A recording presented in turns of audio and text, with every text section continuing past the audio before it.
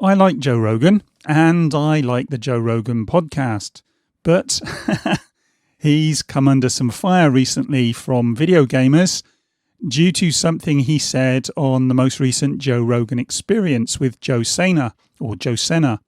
And the Joe Rogan Experience that I'm talking about is 1514 if you're interested, and I'll put a link in the comments.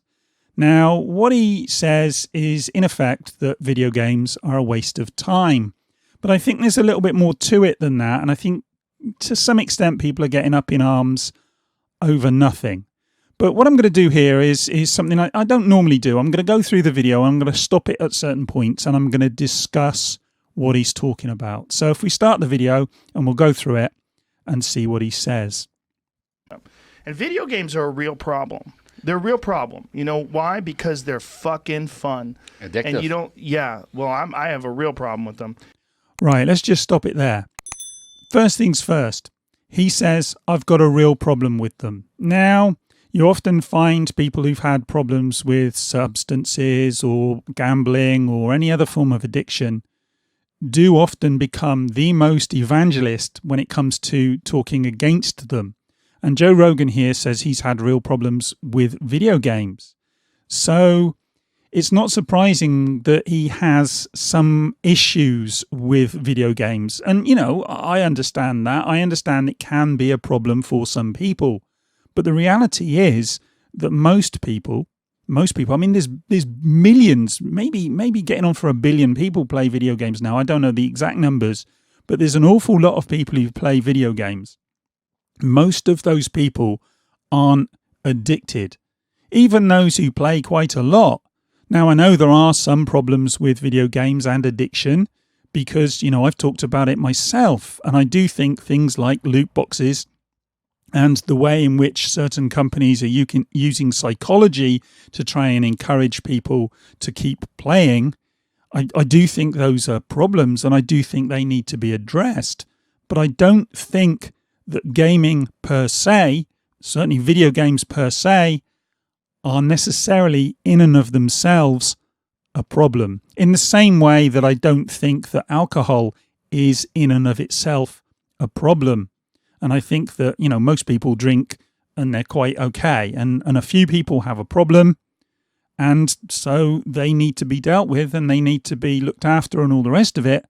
But we shouldn't be judging alcohol based on a few people any more than we should be judging video games based on a few people and their problems.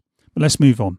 And you do them and they're real exciting, but you don't get anywhere. Right. It's like you could do like Marshall. Okay, let's just stop it there again, because he says you do them and they're exciting, but you don't get anywhere. Okay. Now, that could be applied to any number of things, and I'll give you an example. When I was growing up, I used to read a lot. I used to read novels mainly, and my dad, who was a very active sort of guy, he would go from his car, working on his car, which he'd spend, you know, hours on, and he'd walk through the house with his hose pipe after he'd finished on his car, and he'd take his hose pipe out to his garden, and he'd water his garden, because he spent his time working on his car and working on his garden. And he'd look daggers at me because I'd be sitting there ostensibly wasting my time reading a book, because in his eyes, the same as Rogan says here about video games, it goes nowhere. I'd sit, I'd read the book, I'd finish the book. What did I get from it? Well, I'll tell you what I got from it. What I got from it was that I read lots and lots and lots of books. I had a facility with language, and I enjoyed the English language and using it. And I ended up doing a degree and subsequently a master's degree in English literature. So, one person's waste of time is another person's future. And Joe Rogan later on actually goes on to contradict himself in this issue or on this issue, because he talks about his own experiences and his own career path. But we'll get to that in a minute. Let's move on. Arts, right? You could learn jiu-jitsu. You get obsessed by jiu-jitsu. And then 3 years later, you're like an elite jiu-jitsu athlete. You're like, okay, and this is an interesting one. And he talks about this a bit more, and we'll listen to that in a moment. But he says you can do jiu-jitsu and you can spend 3 years doing it and you'll be an elite athlete. Now, I don't have the actual numbers in front of me, but how many people who do jiu-jitsu end up being elite jiu-jitsu practitioners? And he goes on to say in a minute that, people open up their own schools and all the rest of it. What percentage of the people who do jiu-jitsu end up opening their own schools and making a living out of it? I would suggest it's extremely small. I have done judo, I've done karate, I dabbled a bit with kung fu, and I dabbled a bit with aikido. Wasn't any good at any of them, but I did spend some years doing karate, and then I tore my ligaments and I never really got back into it again. And I would imagine that is the more common story than the story of the guy who goes on to be the elite jiu-jitsu, karate, kung fu, whatever practitioner and opens their own school. So the reality is that for most people, these things are just pastimes that they do. They're a hobby. They're something they enjoy doing. Now, I know there's the argument that, going and doing a martial art is physical and it can be beneficial. But, there's downsides to doing that as well. And I would say that we need to have a balance. I used to read books. I used to do martial arts. Why not do both? Why not play video games and go and do martial arts? I would say that a balanced person would try lots of different things and find the thing they're good at. But anyway, let's move on again. You're entering in competitions. You're a purple belt. You're moving up. Yeah, you're doing well. Right. You're thinking I might be able to open my own school one day. You got confidence. Yeah, if I have 100 students and those 100 students are paying me X amount of dollars per month, I can make a living. If I play video games and I spend all day playing video games, I could end up making a living. You can apply the same logic. Same with snooker. I knew guys who played snooker at reasonably high level. One of them actually turned professional, but he didn't reach the elite level. And I'm not sure that he ever made any real money at it, but from the odd club game where he bet on it. But, that's another argument. Let's move on again. Holy shit, this would be amazing. And then you see your jiu-jitsu school and your jiu-jitsu instructor has all these students and drives a Mercedes and he's got a nice family and that's the future. This way you're doing something exciting and fun and or you could just be playing fucking video games. 3 years later, you could be that same kid just playing video games, waiting for the next whatever the fuck game is, next Xbox game to come out. Or you could just be the same schlub you were 5 years ago, going to your jiu-jitsu class, never really getting anywhere because you're not that good. And you're just, bumbling away at it and enjoying it, but, you're never going to be that great. That was me at karate. I was okay at it, but I was never going to be an elite athlete. And that's true of most people. And you're going to waste your time. You have children. I have children. And it's a big battle in the house. Yes. And my kids, I don't know if you're going through this, but my kids are now saying, well, Dad, this guy made all this money with this video game. That's real too. Okay, this is actually a reasonable point, and Joe Rogan talks about this. They move on with this in a minute. But I've got an 11-year-old kid, and my 11-year-old kid wants to be either a musician or a YouTuber, and wants to play video games on YouTube, or a streamer perhaps. These are the things that kids want to do now. But young kids have these ideas in their head that they're going to do these things, and I'm not going to discourage my kid. What I want my kid to do is, as I said before, balance. Go to his swimming lessons, go to his drumming lessons, maybe do a martial art. I'm trying to get him to do some boxing because he showed an interest in boxing. Maybe do all these different things and ideally try as many things on for size as possible until you find the thing that you're really interested in and, more importantly, good at. Because if you're interested in something and you're good at it, you may actually turn it into a career. But is that ultimately what's important here? As I say, most people who play video games, most people who read books, most people who watch television, most people who do martial arts, most people who play tennis, whatever it might be, snooker, whatever, you name anything that people do as a pastime, most of those people don't do those things and end up making a living out of them. That's the reality of it. Most people don't. The flip side of that is also most people don't end up being addicted to them. Again, that's the reality. That's right? real too now. So like that's 1 in a billion, kid. I don't know if it's 1 in a billion, but look, I heard the same argument about comedy. Okay, this is interesting because this, for me, is where Joe Rogan starts to contradict himself. Because the argument he's just made against video games is the argument that his parents seemed to make to him about comedy. And I think this is interesting here because I find this often with successful people. They seem to think that the road to success is, I kept on at it and I did it and I was at success. Well, there's a couple of things there.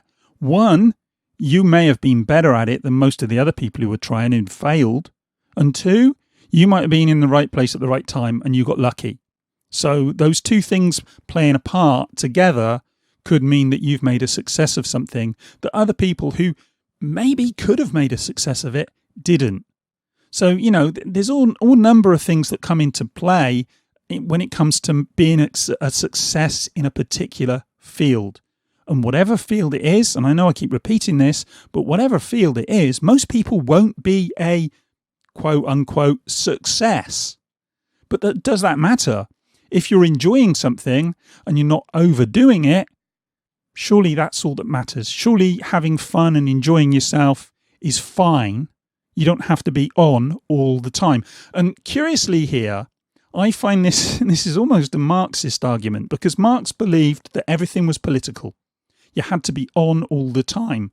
And ironically, if you engaged in sport or you're interested in sport, that was political by omission. It was a distraction from what was going on in the world. And I would argue that people can't be switched on like that all the time. Sometimes you just need to switch yourself off, kick back, take it easy. You can't always be focused.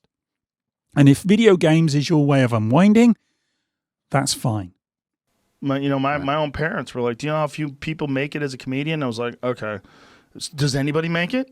Somebody makes it, right? They figure out how to do it. They make a living. I'm going to do that. Yeah. Just again, they figure out how to do it. Well, lots of people might have figured out how to do it or think they figured out how to do it. Not everybody makes a success of it. Not everybody does want to make a success of it. Some people just want to do it for fun. How many people, I bet you every single person listening to this knows some guy or some girl who's a real joker, really funny, cracks you up, has you falling about all over the place. Are any of those stand-ups? Some of you might know some stand-ups. But I would bet that most of those guys are just people who are just naturally funny. Never thought about being a comedian. Stop. Look, I know what I'm doing. I was real lucky that my parents were not around very much, so I didn't get much advice. So I figured it out myself. So there was no one telling me I couldn't do it. Got it. So green fields. I was like, I'm gonna find my way through this. There was no one telling me I couldn't do it. Again, there's some irony here because Joe Rogan's kind of telling people that they shouldn't, waste their time on video games. They're not going to be successful, whatever. Isn't that what his parents were telling him? You can't be a comedian. Well, okay, it's a small number of people who will end up being professionals in the gaming arena. And, I do think Ninja had a point because Review Check USA brought this up and said that the Ninja missed the point. And I think he was right. I think Ninja did pretty much miss the point. But one thing that Ninja did say is there are an awful lot of jobs in video games. It's not just playing video games. A lot of kids go on to, design their own games. I mean, my kid's sat upstairs at the moment making music in Minecraft. He's making tunes in Minecraft. That's what he's doing. There's all sorts of things that you can go on to do. And like I say, I read lots of books that led me to, getting a degree in English literature. And, I've written a couple of novels. They've never gone on to sell. I've never even tried to sell them. But that was something I enjoyed doing. And this is the thing, life can be rich and varied. Doesn't mean you have to make a living doing the things you're interested in. I used to make model soldiers as well. Loved it. Was never going to make any money doing it. Does that matter? Is that really what's all that is important? The only way that you can or you should be doing something is if you're going to make money at it. That seems a bit of an odd take to me. And since no one's telling me it's impossible, no one's telling me I can't. Occasionally, I would hear someone say, "What are the odds?" I'm like, "Listen to this fucking loser." That's my thought. Was always like, "That guy's a loser." Like, if you think like that, you're a loser. And video games. And I would agree with him. I would agree that people telling other people that they can't achieve stuff, they're losers. I had a teacher at school who said, "You'll never get an O level." O level was the sort of what used to be called ordinary level. It's GCSEs now in the UK. "You'll never get an O level in English literature." Well, he was a damn loser, wasn't he? Because I've got a master's degree in English literature, so it shows how much he knew. And I would say that Joe Rogan's making the same mistake here. He's saying to kids, "Oh, you'll never make it as a video gamer." And I some will. But again, I have to stress this. I think he is right on some level. And I agree with Review Tech USA to some extent on this as well. For those people who, do, do become addicted, then obviously that is a big problem.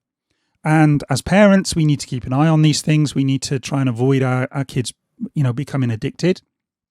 I do think we need to watch ourselves if we spend too much time doing things. I know for me, when I started to drink rather too much, I backed off from it. And I think somebody once said, people who get addicted are the people who don't recognize the warning signs. And so I think as adults, we have to understand the warning signs in our kids, and we have to understand the warning signs in ourselves if we're spending too much time doing things and they stop being fun and become an addiction. And if you're not having fun with it anymore, or you're feeling compelled to do it rather than just something you sit down and do for a laugh, then okay, back away from it. And if you need to back away from it permanently, then do so. But, and I say it again, video games aren't a problem for most people. That's just the reality. And so, they may have been a problem for Joe Rogan, and they are a problem for a lot of people. And we do need to watch out for the companies using psychological techniques to manipulate us into playing more and becoming addicted. But let's not over-egg the pudding. Let's not go too far. Let's understand that video games for most people are a pastime and a bit of fun. And as long as we treat them like that, it's all good. And if you want to, go on to be a professional gamer, or you want to work in the video games industry in some way, shape or form, then fill your boots. Do what Joe Rogan did. Ignore everybody, including Joe Rogan, and make a career out of it if you can. And if you fail in that, move on to the next thing and find something else to do. But yeah, anyway, look, that's my view on it. It's a kind of rambling view, I know. Hopefully you like this one. And if you did, let me know, because I might do more of these. And in the meantime, I'm going to go and grab myself a cup of tea, and I'll speak to you in the next one. Bye.